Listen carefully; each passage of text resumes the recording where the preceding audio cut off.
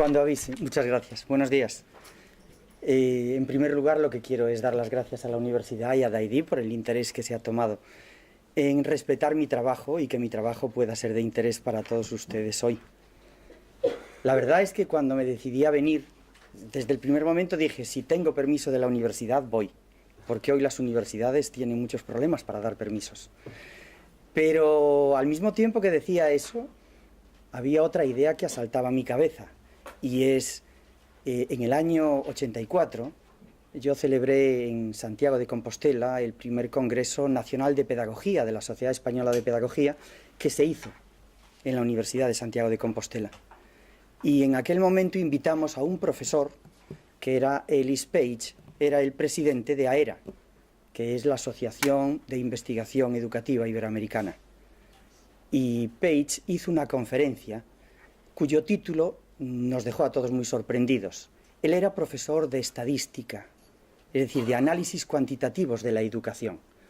En el año 84, hablar en España de estas cosas era muy complicado. Dentro de la carrera de pedagogía solo existía una asignatura pequeñita, era obligatoria, pero pequeñita, con un libro muy breve, 70 páginas, que se llamaba Estadística aplicada a la educación. Y era solo estadística descriptiva, había que aprender a hacer muestras y poco más. Bueno, pues él tituló su conferencia Un extraño en el barrio. Dice, yo vengo a hablarles a ustedes desde América de cosas de educación y les hablo desde los números. Y ustedes piensan la educación de otra manera. Aquello me impactó. Y el caso es que cuando me decidí a venir aquí yo decía lo mismo, voy a ir a un barrio de extraños. No sé lo que voy a hacer allí porque no sé ni qué formación tiene la gente a la que le voy a hablar, ni si son artistas, ni si son creativos, ni si son académicos, no lo sé, no lo sé. Pero una vez planteado el tema así, yo he vuelto otra vez a mi lugar. Y mi lugar es la relación artes y educación. No es lo único que hago, pero hace tiempo que trabajo ese tema. Y yo quiero hablarles de la relación artes y educación, no desde el punto de vista de las artes. El respeto a la producción de objetos artísticos por encima de todo, y a todo lo que se ha avanzado en la capacidad de preparar a las personas para producir objetos artísticos y realizar objetos artísticos. Pero hay otro aspecto, y es que podemos hablar de las artes desde la educación. Esto hoy casi se asume sin problema, pero hace unos cuantos años, en el 2002, todavía se extrañaba muchísimo la gente de oír estas cosas. Recuerdo cuando nos concedieron el primer proyecto de becario de FPU para este tema, con estas denominaciones, hubo un revuelo. Tanto es así que en algún momento nos dijeron el proyecto es muy bueno, pero no pueden cambiarle el título al proyecto para que le demos la beca de FPU. Y dije, no, si la dan, y si no, no me interesa el cambio. Esto fue lo que hubo. ¿Qué quiero decir con esto? Y esta es lo primero que yo quisiera transmitirles. Cuando hablamos de problemas novedosos, lo normal es que chocamos con la ciencia normal, con lo que normalmente está establecido. Así que por principio de significado, todo lo que es divergente y creativo choca con lo que está establecido. Y la primera reacción del cerebro es seguridad. Está instalado en lo que ya sabe hacer. Y querer hacer algo que no sabe, o decirle que hay que mover el parámetro desde el cual él hace las cosas, resulta complicado. El conocimiento, desde hace mucho tiempo, ha crecido. Y crece bajo dos supuestos, el crecimiento simple y el crecimiento por innovación. El crecimiento simple significa que nos movemos dentro de un parámetro de análisis. Le llamó Kuhn estructura normal en la ciencia. Es el avance normal. Yo me muevo en un parámetro, soy positivista, me muevo en ese parámetro y lo que hago es trabajar dentro de él sin cuestionarlo. Eso es ciencia normal. Soy humanista, me muevo en ese parámetro y trabajo dentro de ese parámetro sin cuestionarlo. El problema es cuando otra persona hace algo que choca con los parámetros que yo estoy utilizando. ¿Qué se dice desde la ciencia normal? Eso es pseudociencia. Eso es parapsicología. Eso es, bueno, por no decir otras cosas peores. Esto es frente a la ciencia normal. A todas estas personas que hacen cosas que chocan con el parámetro de la ciencia normal, sus trabajos no tienen el reconocimiento institucional que tienen otros. Porque van a una revista y le dicen, oiga, usted está contando aquí una cantidad de cosas opinables, no es lo que hacemos aquí. Esto no encaja. Y a un evaluador se le dice, diga usted por qué se rechaza este artículo. No encaja dentro de la política de la revista. O no encaja dentro de los parámetros de la revista. Muchas cosas se pueden decir. Todo ello es lo que se ha llamado el desarrollo institucionalizado de la ciencia. No basta con hacer cosas. Es que el problema es que una vez que la ciencia forma parte del trabajo de la sociedad, se institucionaliza. Y en ese momento la ciencia utiliza los parámetros normales de ciencia normal y cambio revolucionario o cambio de estructura. Eso se llama crecimiento por cambio de supuesto. Crecimiento por innovación. Siempre se habla de innovación, pero una cosa es innovar dentro de unos parámetros y otra cosa es innovar cambiando los parámetros. Son dos cosas completamente distintas. Incluso podemos tener niños muy creativos que no le dejamos cuestionar lo que nosotros decimos en literatura y él es capaz de innovar dentro de esos parámetros. Pero hay otros profesores que son capaces de permitir a los alumnos que cuestionen los parámetros con los cuales establece sus rimas en poesía. Esto es distinto. Eso es cambio de supuesto. ¿Hasta dónde se llega con estas cosas? Hasta lugares absolutamente insospechados.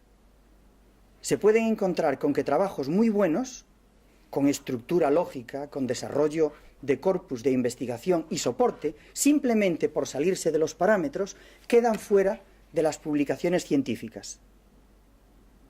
Lo más curioso en los análisis que se han hecho de índices de impacto, pues cuando yo estuve en la Comisión Nacional Evaluadora de la Actividad Investigadora, la Comisión Nacional tuvo un tiempo para modificar propuestas de parámetros.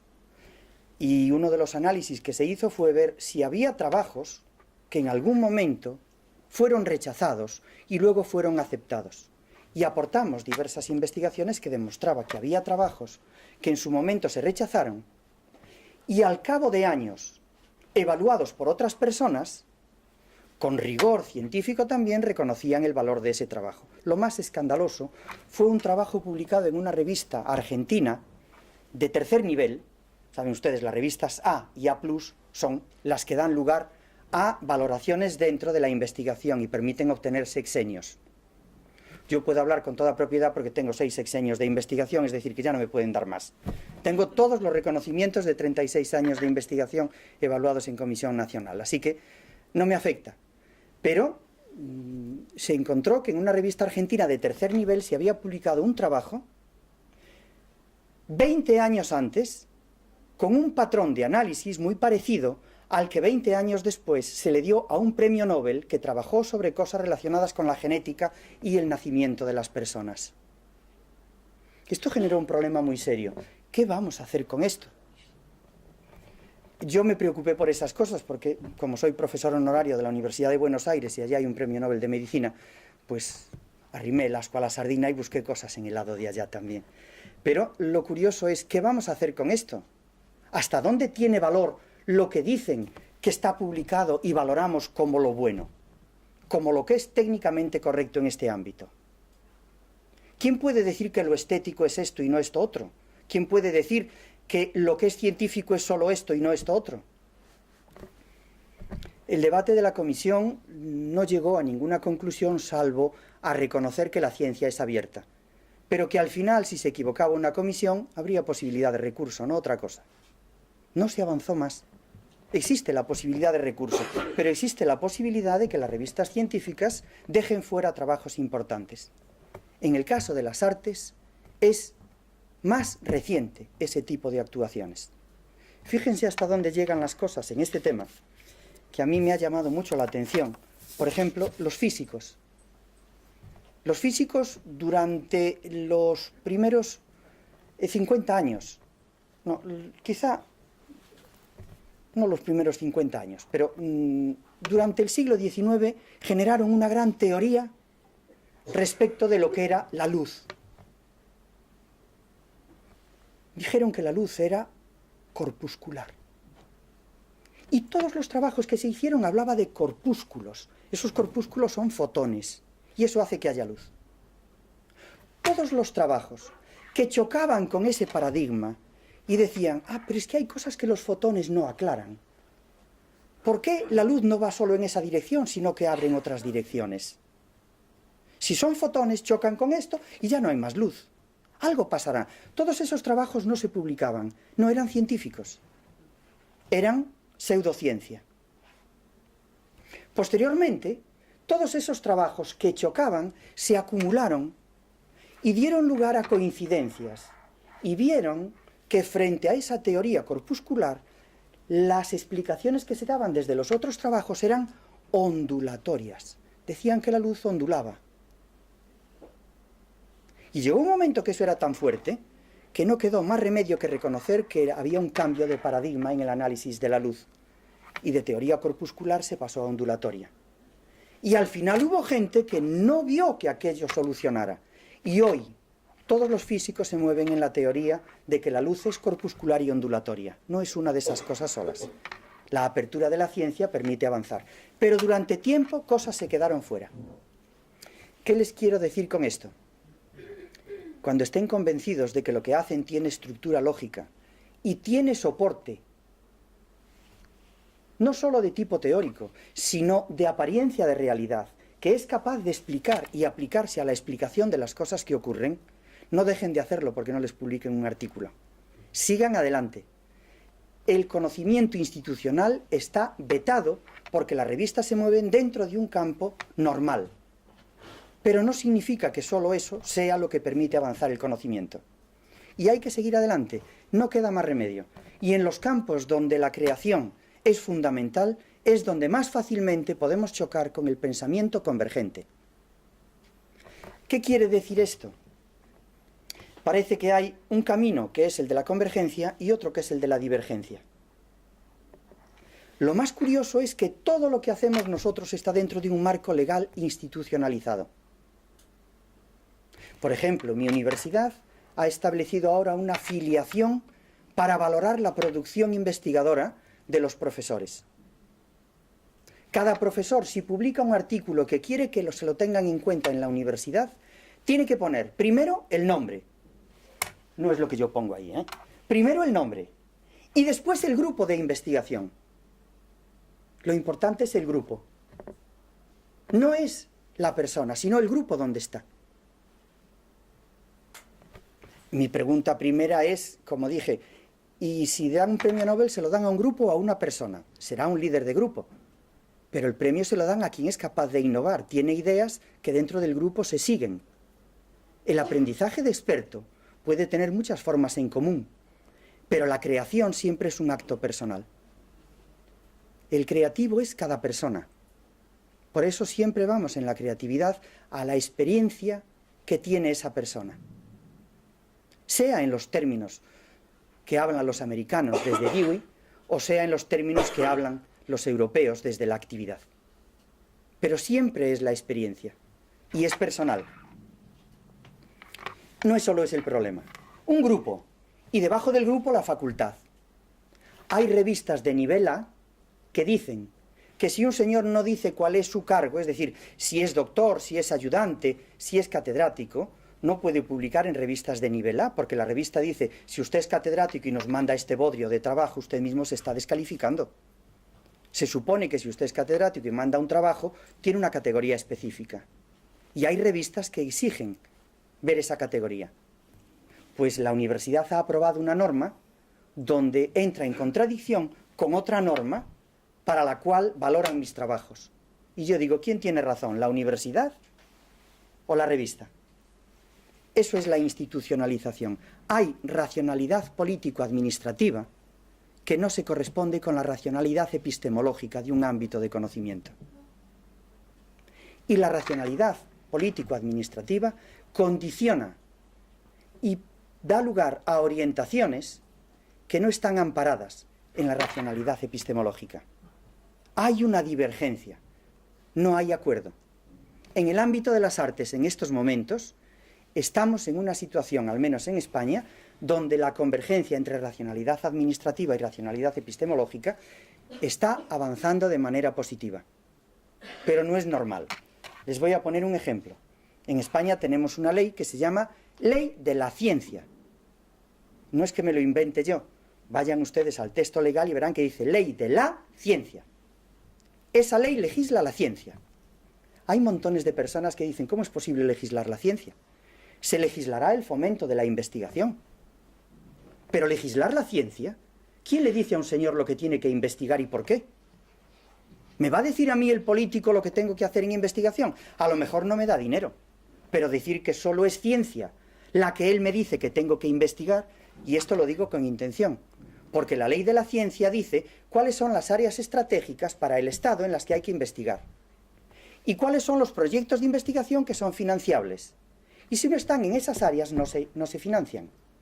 Y es más, se financian si tienen capacidad de dirigir tesis y si tienen grupo de investigación donde hayan trabajado ya con otras cosas.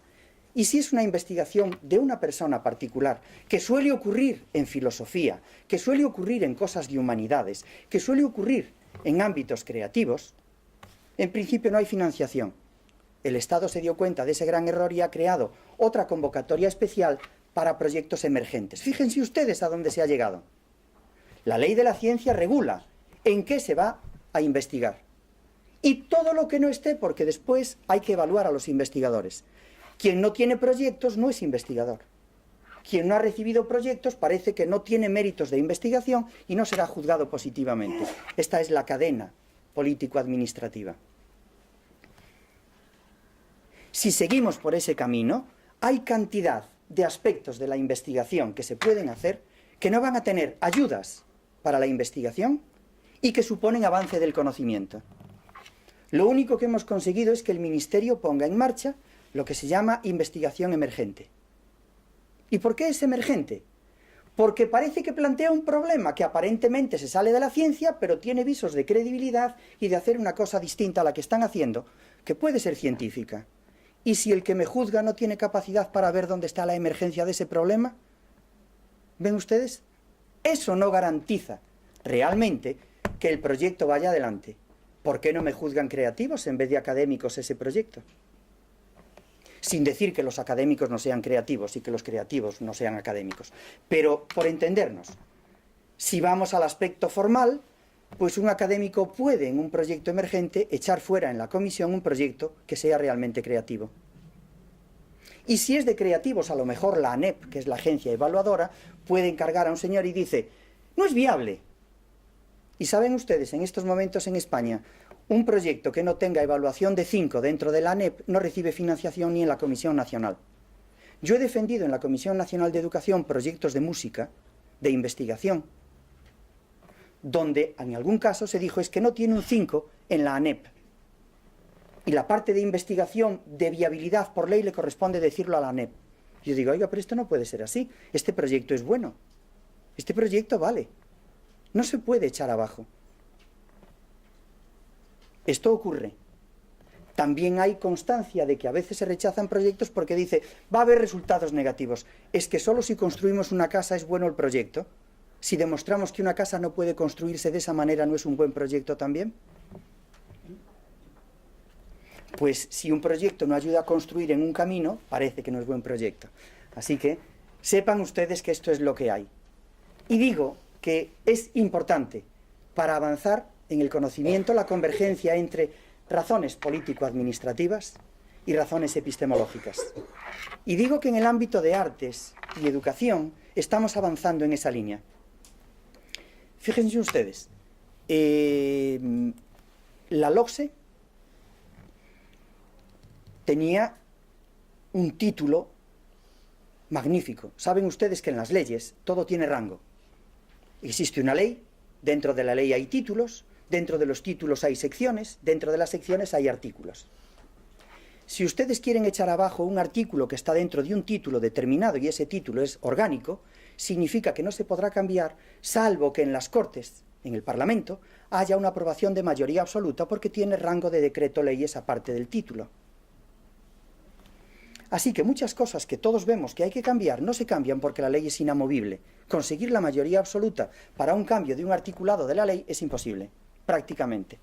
Que yo sepa, en España el único que hizo algo de eso, y realmente tenemos un problema desastroso ahora, fue Rubalcaba, cuando fue ministro, que por decreto cambió una ley. El único que lo consiguió. Era muy hábil, pero lo hizo. Consiguió cambiar eso. Cambió diplomaturas, licenciaturas, que decía primer ciclo, segundo ciclo y tercer ciclo, con un decreto. Y en ese decreto se dice que hay un primer ciclo que se llama grado y otra cosa que se llama posgrado. Y el posgrado tiene 2 ciclos, segundo ciclo máster, tercer ciclo doctorado. Por decreto nos cambió una ley. Antes era diplomatura primer ciclo, licenciatura segundo ciclo, doctorado tercer ciclo. Y él hizo un cambio. Eso ha tenido sus repercusiones, pero a nosotros lo que nos afecta es que en principio teníamos una ley y esa ley dentro de un título hablaba de una cosa que se llaman enseñanzas de régimen especial. Y fíjense ustedes que en las enseñanzas de régimen especial estaban contempladas los idiomas, las cosas que afectaban a la educación de personas excepcionales, en sentido positivo o negativo en aquel momento, tanto con déficit como con superávit, y las enseñanzas artísticas. Es decir, todo eso queda fuera de la educación general y común de todas las personas. Hablar de educación artística era una cosa de régimen especial. Tenías que ser un tío raro, vas a cosas especiales. Esto no es lo normal, no es la educación de todos. Esto era la LOCSE. Estamos hablando del año 2000, ¿eh? No está tan lejos. En un momento determinado aparece otra ley que se llama la LOE, Ley de Ordenación Educativa, y ya estamos en el año 6000 con los debates. Y en el año 6000 tenemos una ley que dice, existe educación artística y existen enseñanzas profesionales. Las enseñanzas profesionales son un régimen especial. Pero ya no es un título.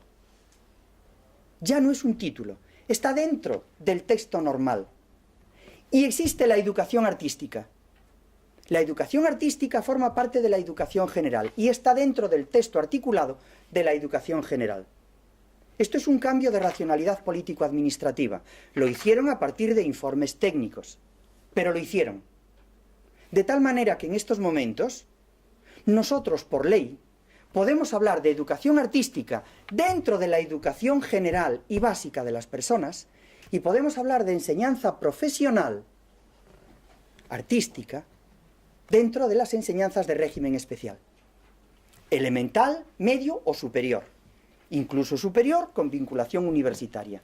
Esto es un avance muy fuerte. Tan fuerte es esto que fíjense ustedes, el primer artículo que publicamos en una revista de nivel A, pues estamos hablando del año 2002, en este sentido técnico del término, la mejor revista de nivel A en España rechazó el artículo. Todavía no había la ley donde decía que la educación general tenía que ver con la educación artística. Les voy a leer solamente 2 párrafos de eso para que vean a dónde llegan estas cosas. Obviamente ese artículo se publicó y en una revista de nivel A. Pero una revista importante dice, este artículo, más que de educación estética, es de epistemología pedagógica. Fíjense qué facilidad para colocar con una palabra algo fuera del contexto ordinario. El título del artículo era Claves para aproximarse a la educación artística en el sistema educativo. Y el evaluador dice que no es un artículo de educación estética, es un artículo de epistemología pedagógica. Yo les aseguro que llevo muchos años trabajando epistemología y en el artículo no hay desarrollo teórico de epistemología. Lo que hay es crítica a la racionalidad administrativa y desarrollo técnico del concepto de educación aplicado a las artes. Es lo que hay en ese artículo. Pero él lo entiende como epistemología porque genera parcelas distintas dentro de la educación artística. Y dice, además, en el artículo se habla de que las artes y la educación artística es un ámbito de educación general. Esto no puede ser, porque la educación artística es un ámbito de educación especial, como otros ámbitos, como es la educación intelectual, la educación física, la educación moral. Fíjense ustedes, con dos argumentos, este señor deja fuera un trabajo.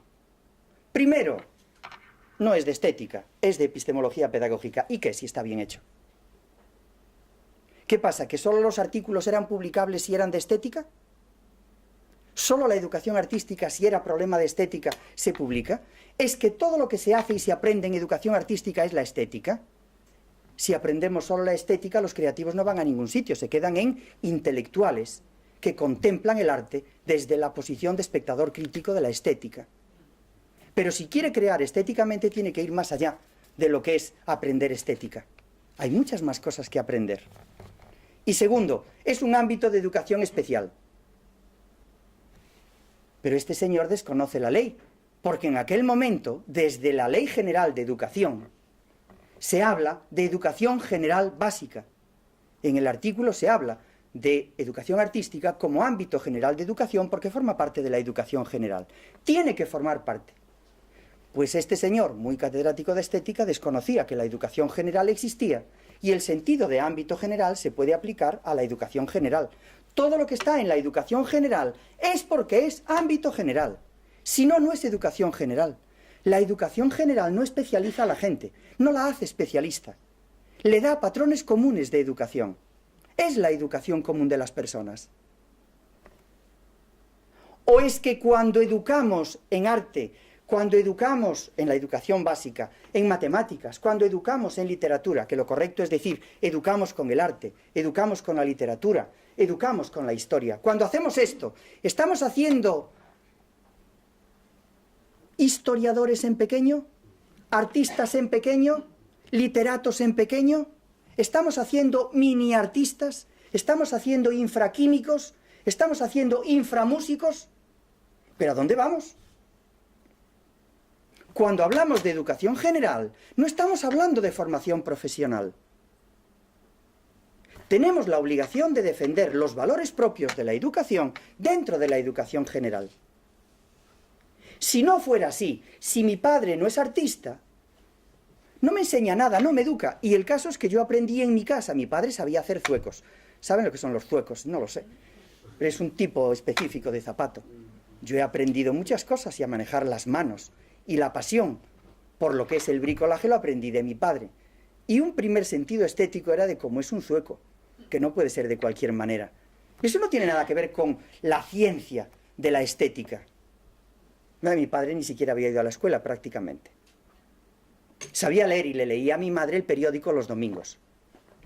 Pero no había más. Así que no es así. Por tanto, quiero que tengan ustedes claro que en estos momentos estamos en un momento positivo.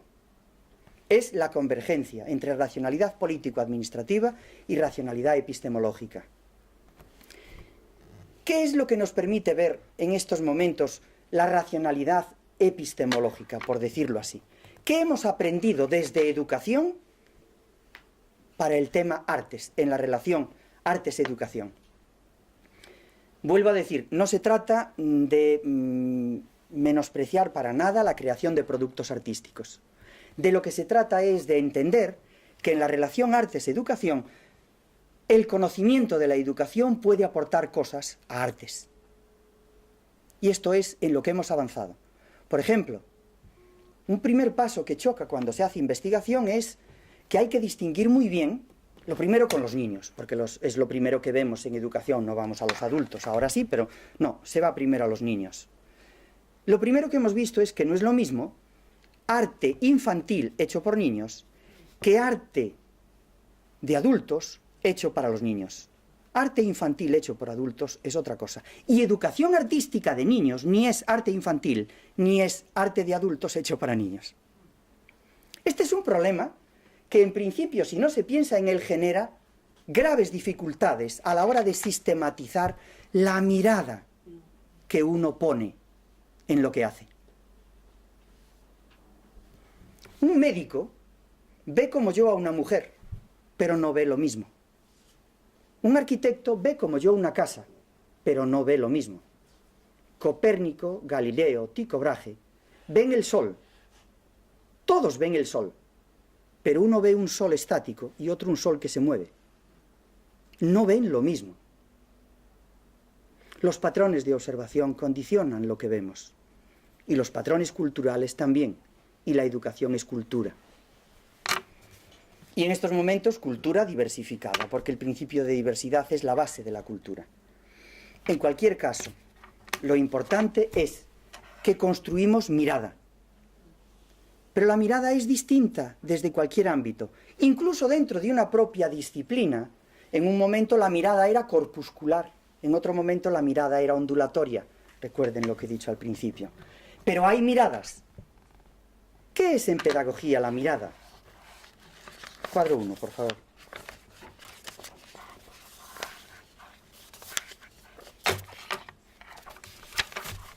Miren qué cosa más curiosa. En la cátedra de Königsberg estaba un hombre muy importante en su momento, se llamaba Kant.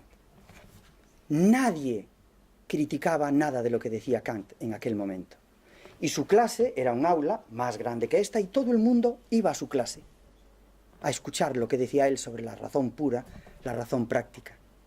Y decía de la educación que la educación transforma la animalidad en humanidad.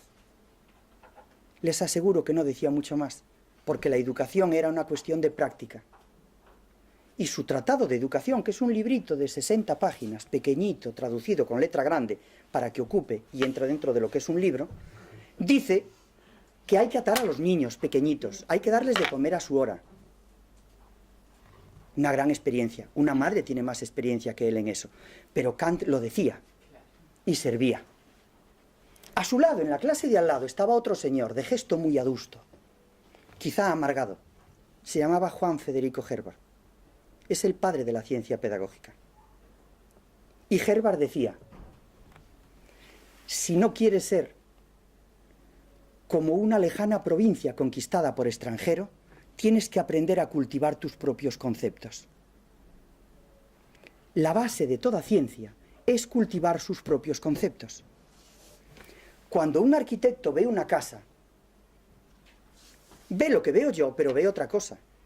Yo veo la casa y digo, ay, qué bien, María Teresa, mira qué bien, allí ponemos la cama, aquí hacemos el salón, y aquí para los niños, fíjate qué espacio para que jueguen. Viene el arquitecto y dice, vaya mierda de casa que os habéis comprado. ¿Por qué no me llamasteis antes? ¿Por qué no me llamasteis antes? Pero tú no ves aquel puente térmico. Mira, mira, mira. Allí aquello está mal. ¿Y no ves esta grieta aquí? Esta grieta. Esto es que tiene un problema de resistencia en este pilar.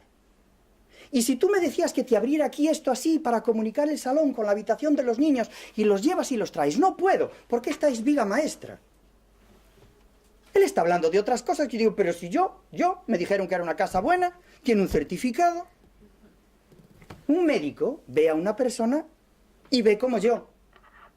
Pues que es una mujer, que es un hombre, que es un niño. Pero ve muchas cosas más. Un médico de repente dice, estoy viendo un hígado enfermo. Jiménez Díaz, saben ustedes que es el que tiene la fama de ser el mejor ojo clínico. Su gran pasión era la medicina, y tiene un nombre de una clínica en Madrid muy grande, pero Jiménez Díaz fue uno de los grandes padres en la medicina española, y él tenía el ojo clínico. Él veía a la gente, y por los rasgos que identificaba en la persona con determinados síntomas, sacaba aquellos rasgos que caracterizan y determinan el concepto de salud o enfermedad en esa persona. Y decía, tienes mal, tienes ictericia, tienes un problema de hígado, tienes un problema de riñón. A veces tenía que ir a más datos complicados, pero tenía ojo clínico. Herbart fue el primero que dijo, en el ámbito de la educación, tenemos que construir nuestro círculo visual. El círculo visual es la visión crítica que nos hacemos de nuestro método y de nuestra forma de actuar. Esa es la mirada. Todos, en su ámbito, hacen mirada. La mirada es siempre disciplinar, siempre. Otra cosa es que la persona que mira sea capaz de sistematizar de manera razonada, con argumentación, por qué mira como mira. Esto es otra cosa. No confundamos. Todos sabemos cómo se hacen niños Unos mejor, otros peor, pero todos sabemos. Pero no todo el mundo sabe decir por qué los niños se hacen así. Ser capaz de explicar y sistematizar por qué se hacen las cosas y por qué tienen que ser así no es lo mismo que saber hacer algo. Así que lo importante en cualquier especialista es que tiene mirada, es capaz de justificar lo que hace con visión crítica y por eso se aparta de unas cosas y va a otras. La mirada es siempre especializada, pero además especializada desde una disciplina. No hay artista que no busque en el conocimiento alguna disciplina que ampare lo que él hace, porque quiere razonar lo que hace. Otra cosa es que se rinda si no aparece. No debe hacerlo, porque la racionalidad administrativa a veces es mala. Pero es buena consejera la racionalidad epistemológica. A veces no se avanza tanto, pero se puede avanzar. Pero la mirada no solo es esa concepción que yo me hago en el aire. La mirada responde a una disciplina, y esa disciplina avanza. Pero además la mirada me permite mantener un tipo de mentalidad. No solo voy a analizar lo que hago y por qué lo hago, sino que me genera una mentalidad con la que me identifico y me hace apartarme de determinadas cosas. En el ámbito de pedagogía, la mentalidad pedagógica es la representación mental que hace un pedagogo de la acción de educar desde la perspectiva de la relación teoría-práctica. Una persona que tiene mentalidad pedagógica le dice a otra: no hagas eso porque esto no te sirve con este niño. Que es inútil, estás fuera de lugar con esto. Otra cosa es que lo sepa explicar. Cuando hablamos de mentalidad, la mentalidad es representación mental y tiene unos componentes que son conocimiento, función pedagógica, profesión y relación. El médico tiene una mentalidad y establece una relación paciente-médico que es una relación curativa. El arquitecto establece una relación con su cliente que es una relación en la que él tiene que entender lo que piensa el cliente para construir un producto que quiere su cliente. Es la casa ideal de ese cliente. Tiene mentalidad. Y por eso establece una relación de desarrollo arquitectónico. Esto lo tenemos todos, en todos los niveles. Pero además está la mirada. No solo tengo la mentalidad, sino que además soy capaz de combinar componentes de acción. Por eso llego a una visión crítica de mi método y de mis actos. Conozco los agentes, conozco los procesos por los que actúo, conozco los productos y conozco los medios que utilizo. Todo esto es lo que genera la mirada, los componentes de mentalidad y los componentes de acción. Y una persona que tiene mirada en su ámbito, quiera o no, está siendo creativo. ¿Por qué? Les aseguro que he leído montones de cosas sobre la creatividad y hemos hecho trabajos importantes sobre el concepto de creatividad. E incluso reconozco que después de debates serios, de 4 o 5 reuniones entre 7 catedráticos, hemos llegado a ponernos de acuerdo para sacar un artículo sobre problemas de creatividad. Hoy por hoy, cuando hablamos de creatividad, la creatividad está claro que no es ni la genialidad. Por eso cuando vamos a una escuela profesional de música y el profesor de música de piano dice: tú no vales, no tienes oído absoluto. Oiga, pero ¿por qué este señor no puede ser profesional si no tiene oído absoluto? Es que no lo ves, así no se puede tocar. Pero dígame cómo hago para tocar mejor. No me diga no vales para tocar. Dígame cómo hago para tocar mejor. Bueno, estas cosas provocan rechazo. Como si todos tuviéramos que ser, no sé, o un Schubert, o un Beethoven, o un Schumann, o un Lang. Que oiga usted, no se trata de eso. Ser profesional en la música no es ser un genio, ni tampoco es ser un ocurrente que hoy hace de una manera y mañana de otra. En el ámbito de la creatividad, cuando se habla de ella en educación, se entiende la creatividad como una integración cognitiva superior que hace cualquier persona, superior, pero que la hace cualquier persona, porque la creatividad es respecto de sí mismo, es integración cognitiva superior cuando sabía estas cosas y con estas hace una integración superior. Es creativo respecto de sí mismo. Como dicen en la evaluación, progresa adecuadamente, progresa de manera satisfactoria. Adecuado cuando dio el nivel, sacó un 5. Y si no saca el 5, ¿qué pasa? Progresa satisfactoriamente. Y esto está mal valorado. Pero satisfactorio quiere decir que ha sido capaz de superarse, que ha hecho una integración cognitiva superior a la que podía hacer ayer. Eso es creativo. Y esa es la base de la creatividad en las personas. Ser capaz de ir más allá. Integración cognitiva superior unida a la actitud positiva que se genera por la íntima satisfacción que me produce lograr algo. Lo he logrado.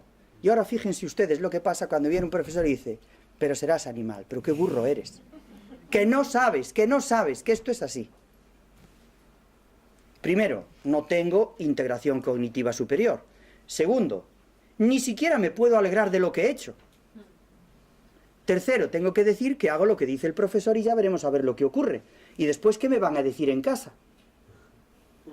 Me dicen que ¿qué hago yo en el colegio que no lo aprovecho?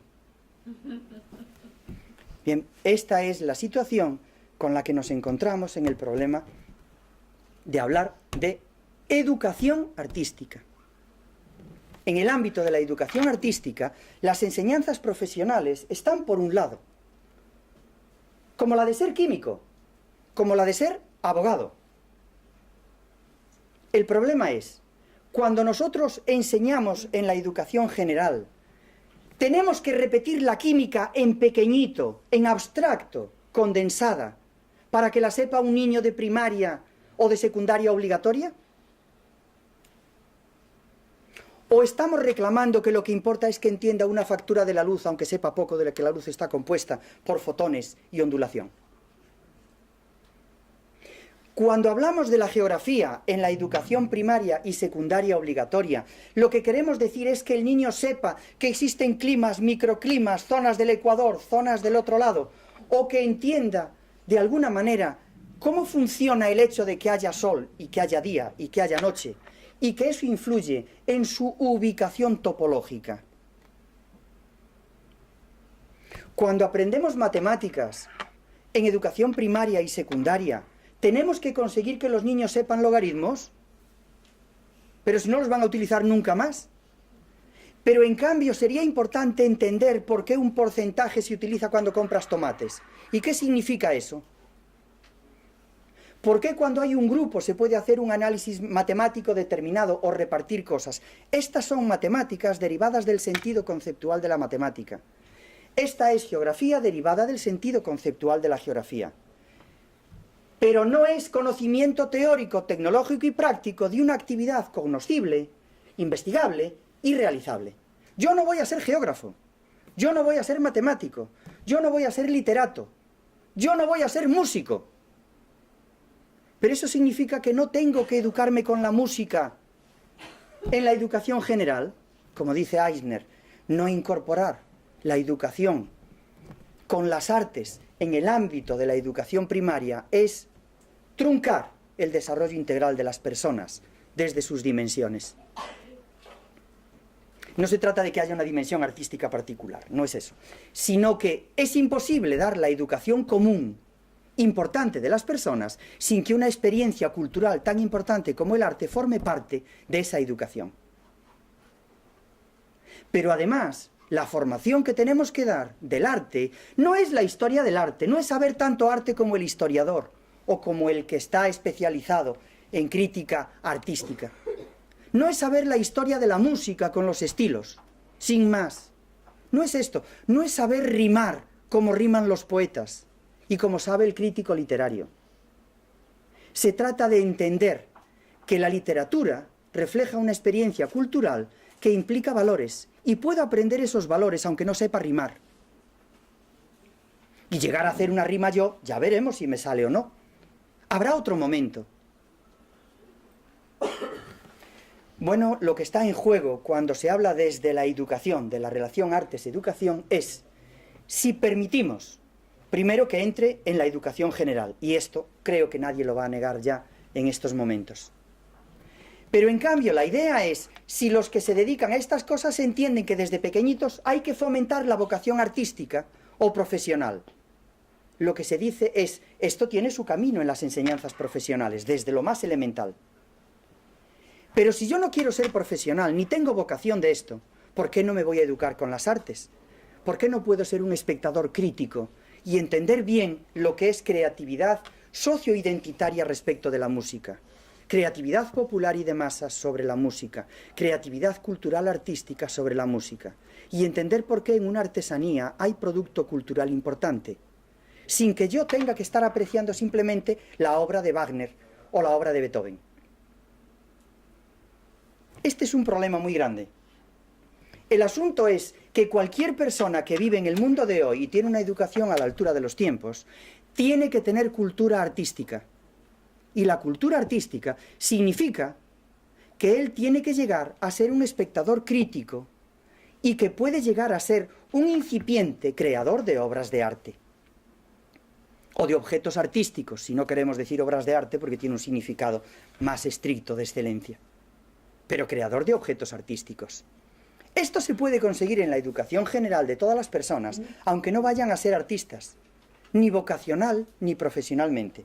Y también se puede conseguir con la química, aunque no vayan a ser ni vocacional ni profesionalmente químicos. Y se puede conseguir con el conocimiento de la historia. Porque podemos enseñar a la gente a entender lo que es la mentalidad medieval, aunque no se sepa todos los reyes ni todas las cosas que ocurrieron en la Edad Media.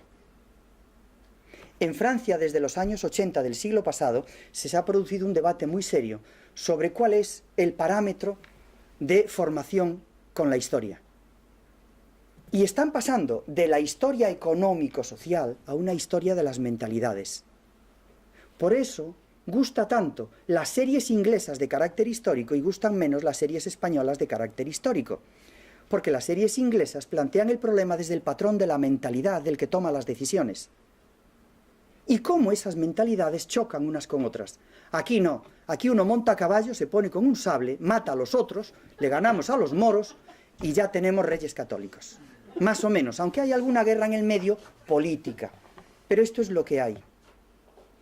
Si no somos capaces de entender que la mentalidad es la base de la expresión humana, tendremos serios problemas para la educación general. Fíjense, tenemos que tener mentalidad y mirada. Y luego intervenimos. Cuadro 2, por favor. 2. A la parte de abajo. No, al revés.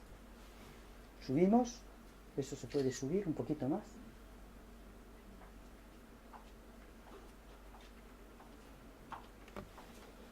Más, un poquito más. Ahí. Cuando queremos educar, nosotros tenemos un primer paso que es muy fácil, que es hacer un diseño instructivo. Objetivos, contenidos, actividades, evaluación. ¿Pero para qué todo eso? ¿Por qué el tema de los Reyes Católicos? ¿Qué quiero que aprendan con los Reyes Católicos? ¿Que conquistaron Granada? ¿Que tenían más dinero que otros? O lo que quiero aprender es si es posible pensar en la idea de una unificación de un país, tener cómo históricamente llegar a comprender esa mentalidad significa algo. Cualquier niño de 10, 11, 12, 13 años entiende perfectamente lo que es la identidad social. Lo entiende porque ya tiene conciencia de su yo. No tiene problema. Otra cosa es que yo lo quiera convertir en marxista, en socialista, en liberal. Esto es otra cosa. Pero puede entender estas cosas. Para eso hay que ir más arriba. Y es decir, ¿cómo voy a valorar yo esos hechos históricos que voy a utilizar para conseguir objetivos educativos? ¿Qué quiero conseguir? ¿Que aprendan a través de esa lección de historia el sentido de responsabilidad que tiene el gobernante? ¿Cómo destruye las libertades de la gente que no eran de su idea?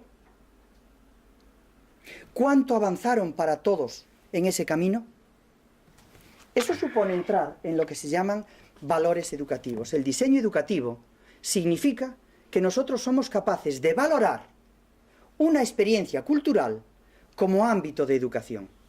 La utilizamos para construir educación y no solo para formar profesional de esa experiencia cultural.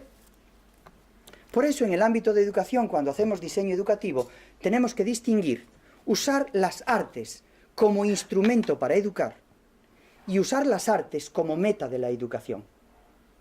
Cuando yo uso las artes como meta de la educación, educo para un arte. Utilizo el arte como finalidad. La música es la finalidad de esa educación profesional. Porque vocacionalmente quiero ser músico o profesionalmente quiero ser músico. Entiendo que es muy difícil ser profesional de la música sin ser vocacionalmente músico, pero bueno, esto es así. Yo conozco personas que son vocacionalmente músicos y han hecho la carrera de piano superior y son arquitectos. Y viven profesionalmente de la arquitectura, pero disfrutan de la música. Este es el problema fundamental, diseño educativo. Educar por un arte, entonces uso las artes como instrumento de educación. ¿Qué valores puedo conseguir yo que sean educativos a través de las artes? En algún caso, ¿qué valores educativos consigo mejor a través de las artes que usando matemáticas, usando literatura, usando física o filosofía? Los hay. Y podemos hacerlo. No solo hay educación profesional.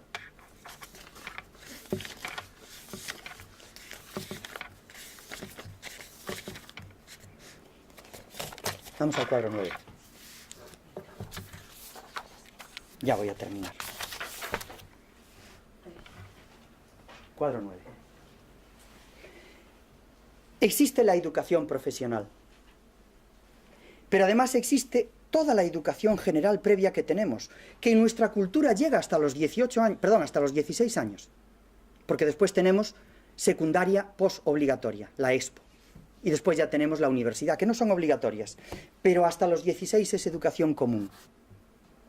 Podemos seguir con el patrón disciplinar de que desde el primer momento hacemos materias como si fueran las de la universidad y cogemos todas las disciplinas científicas y decimos matemáticas, historia, economía, administración, geografía, filosofía y las ponemos durante la etapa previa.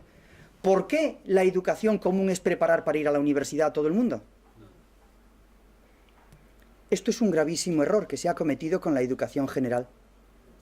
Y es debido a la primacía del profesionalismo en el siglo XX.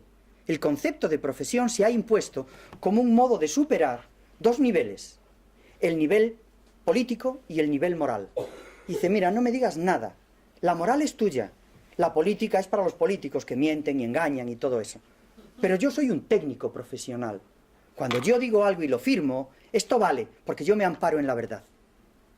Y la universidad, en su saber universal, ha venido a esto, a decir que no hay buena formación si no es una formación que sea universal, universitaria, en esto, en esto, en esto, en esto y en esto. ¿Y cómo?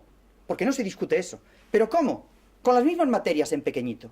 Damos una química en pequeñito, una música en pequeñito, una historia en pequeñito, una geografía en pequeñito, aunque la vayamos ampliando en años. Consecuencia, un buen catedrático de instituto se le sube a las barbas a cualquier catedrático de universidad casi, porque puede saber tanto como él de la materia. Pero el problema es que su función no es esa. Si quiere ser catedrático de universidad, que vaya a la universidad. Pero su función en secundaria es educar, y educar al nivel correspondiente a secundaria. Y un profesor de primaria no tiene que saber toda la música que sabe un director de orquesta. Es que necesita poca música para poder desarrollar valores musicales. Algo tiene que saber de eso. Lo que no tiene sentido es que haya musicólogos que no entienden determinadas partituras de música. Esas que decimos, esto es negro sobre blanco todo. Que parece que hay tantas fusas, semifusas, que no las entiende nadie, salvo 3 o 4. Hay catedráticos de musicología que son incapaces de leer una partitura. Otra cosa es tocarla, pero leerla. Yo no lo entiendo dentro de lo que es formación propia de un musicólogo. Tiene que entenderla. Es su obligación porque es profesional de ese tema. No basta con escuchar la música o con ver la actuación. Si es un espectador crítico, él tiene que ir más allá, como profesional crítico. Por tanto, el problema fundamental es que nosotros nos vamos a encontrar en educación con que educamos con áreas de experiencias. Las áreas de experiencia son muy variadas. Todas son áreas de experiencia cultural. Una le llamamos antropológico-cultural, a otra le llamamos estética, a otra le llamamos físico-química, a otra le llamamos como queramos, biosanitaria. Todas esas áreas forman parte del currículum de la educación de personas que se forman en nuestro mundo. Es la orientación formativa temporal. No tendría sentido no aprender nada de la química en nuestro mundo. No tendría sentido no aprender nada de la informática en nuestro mundo, en la educación general. Pero ¿qué aprendemos como común y general en la formación con esas cosas? Tenemos que aprender aquello que desde nuestra materia nos permita desarrollar valores educativos y aquello que son valores que conseguimos mejor desde nuestra especialidad frente a otras especialidades. Y esto es lo que ha permitido distinguir tres grandes ámbitos dentro de la educación con un área cultural. Si educamos con las artes, tenemos que distinguir tres grandes niveles. Educación para un arte, que es un desarrollo profesional y vocacional. El arte es la finalidad en ese caso. Me forman profesionalmente para ser un especialista en educación artística. Y mi profesión puede ser, en un caso, ser artista, pero en otro ser musicólogo. Todo tiene que ver con la educación artística profesional. Y en otro, director de orquesta. La profesión no es solo la de ser artista. La educación artística tiene diversas profesiones. Y unas son de técnicos de interpretación, y otras son de técnicos de apoyo, y otras son investigadores de artes, y otras son docentes de artes. Y no es lo mismo ser docente para una escuela profesional que ser docente de formación general para las artes. Cada cosa tiene su lugar y su planteamiento. Y además tenemos educación por las artes. En la educación por las artes tenemos dos niveles. Lo que se llama educación común, y es las matemáticas, la física, la química, la geografía, la historia, la música, las artes, proporcionan valores comunes iguales. Yo puedo desarrollar sentido de responsabilidad en música, en literatura, en geografía. Puedo desarrollar sentido de soportar el esfuerzo, en cualquiera de ellas. Pero ahora viene otro problema. Eso se llama educación común. Es los valores comunes de educación que se obtienen en cualquier materia que forma parte de la experiencia cultural en la que educamos.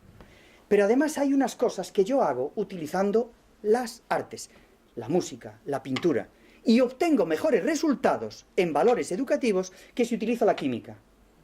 ¿Qué cosas puedo hacer con las artes que son mejores que las que hago con la química? Esto es para otro día.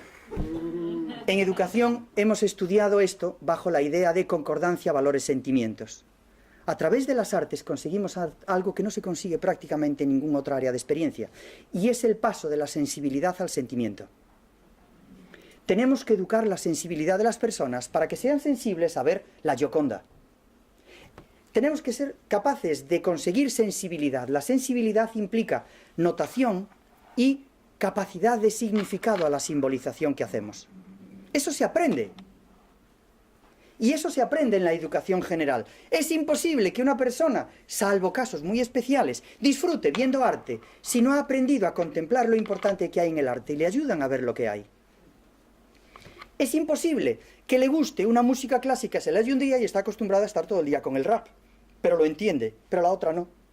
Aunque no toque ni haga nada de eso. Esto es lo que llamamos educación específica. ¿Qué cosas aprendo yo mejor de valores educativos a través de las artes? Y por eso hablamos de educación por las artes, común y específica, y educación para las artes, o para un arte, que es la especializada. Todo eso forma parte de educar con el arte, o con las artes. El área de experiencia artística forma parte de la educación y tenemos una gran parte de desarrollo desde el punto de vista de educación que hasta ahora estaba en pañales y empieza a tener caminos de investigación desarrollados, donde somos capaces de llegar a diseñar en el diseño educativo una acción educativa concreta, controlada y programada respecto de las actividades comunes. Porque si buscamos concordancia, valores, sentimientos, y queremos pasar de la sensibilidad al sentimiento, porque eso supone utilizar aquellas cosas que son comunes a todas las personas, nada sofisticado. Tenemos que conseguir eso utilizando lo que se llaman actividades comunes. Esto se sabe en educación desde el activismo pedagógico, desde Montessori, desde De Crolí. Tenemos que conseguir que los alumnos se formen con las artes, utilizando pensar, sentir, querer, elegir hacer u operar, decidir actuar o proyectar y crear. Y crear es la integración cognitiva superior que hacemos con una actitud positiva que nos permite reconocimiento, aceptación, acogida y entrega a cualquier obra artística que realicemos. Cuando realizamos una obra artística es que nos entregamos a ella. Pero primero necesitamos el reconocimiento de eso que hacemos. Segundo, aceptación, nos comprometemos, respondemos a eso, la integramos en nuestros proyectos. Díganle a un artista, vaya mierda que haces. Le estás diciendo que su vida es una mierda. Es que lo ha integrado en sus proyectos. No hay nada que no hagamos en la vida que no esté integrado en los proyectos, si no, no forma parte de la educación. Y luego realizamos. Y la realización requiere ejecución, interpretación y expresión. Y eso es integración cognitiva, afectiva y creativa. Y lo hacemos con cualquier cosa realizable, entre ellos el arte. Bueno, muchas gracias por escucharme.